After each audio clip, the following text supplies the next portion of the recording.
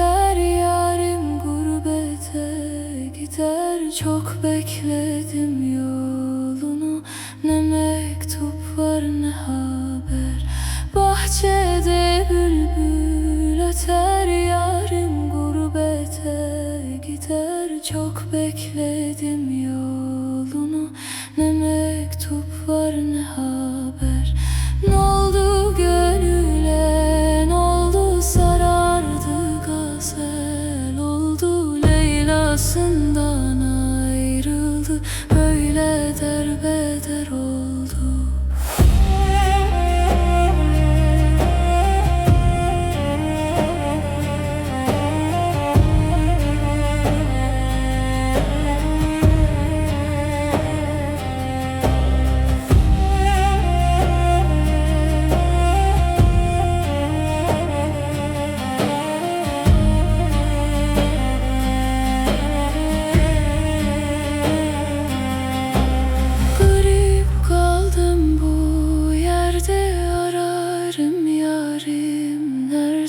Yarimden ayrılalı düştüm bu türlü derde.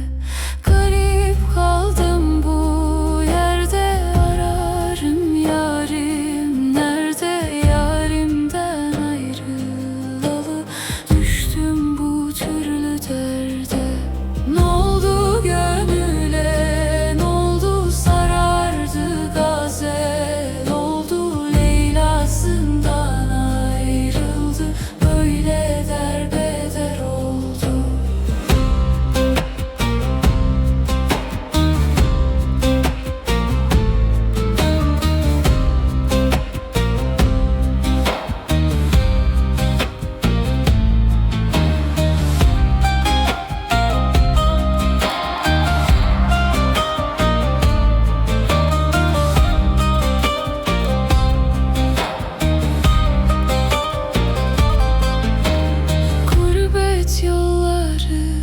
Uzak yoluma koyma tuzak, kaderim böyle yazılmış. Nazlı yar nasıl bozar gurbet yolları.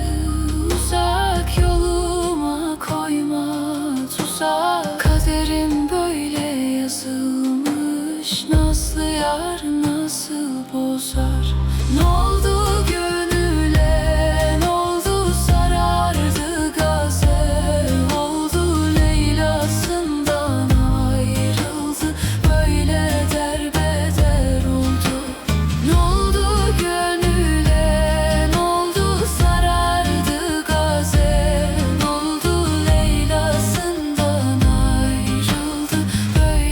derbeder oldu.